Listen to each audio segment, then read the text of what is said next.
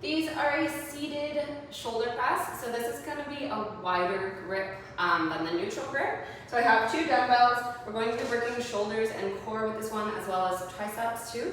And I am going to sit on a bench that has no back support. You could also do this standing if you wish.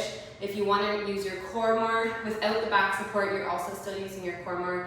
If you are somebody who has any kind of immobility in your upper back, or you're slouched forward a lot, I highly recommend putting the back support up on the shoulder press so that you have something to lean against and get your shoulders overhead. Whenever you're doing any kind of shoulder press, you want to be pushing straight overhead, not forwards. That will stress your shoulder joint and possibly injure your shoulders. So if you're concerned about that, put the back support up and lean back against the bench. I personally don't have that issue, so I'm going to show you without.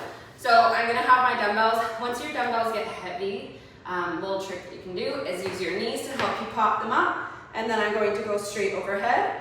My dumbbells are touching at the top. If they're smaller dumbbells, they probably won't touch, so don't feel like you have to touch them.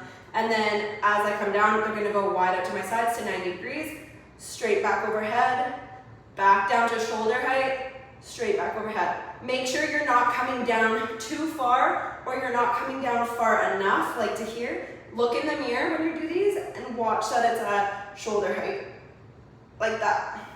Whenever you're doing a shoulder press too, you want to make sure that your core is engaged and your ribs are not flaring, they're tucked. So my core is tight, I'm not overarching and using my back.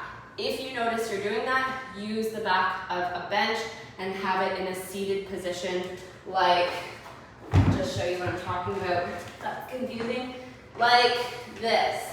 So if you find that you're cheating with your low back at all, set your bench up so it's nice and tall like this, and then you can lean back against it. You won't risk hurting your back, and you won't risk hurting your shoulders. If you don't have that issue, then just do it standing or seated without the back support.